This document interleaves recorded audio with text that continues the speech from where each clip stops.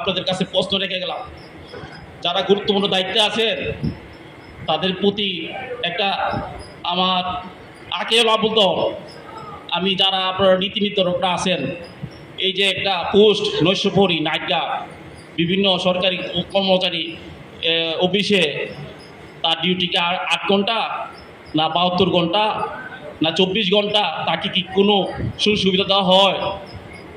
আপনারা যারা সমন্বয়ক আছেন, যারা এই ভাইজানের নামও আমি জানি না, পদও জানি না, মাহমুদুল ভাই সকালে 12:30 আসার পরে আমি আমি দেখতেছি উনি ব্যানার টাঙাইতেছে, পরে আমি কান্নাকাটি করতেছি, এই ভাইজানের পাওয়ার ধরে সালাম করতে চাইছিলাম, ভাইজান আমার বুকে জড়াই ধরছে, ও আপনি কিছু বলবেন? কি বলবো, 20 বছর আমি সরকারি চাকরিজীবী হিসেবে আমি কোনো প্রমোশন পাই না, আমি আইএ পাস, আমি সরকারের 20 বছর আমি সেবা দিয়ে গেছি,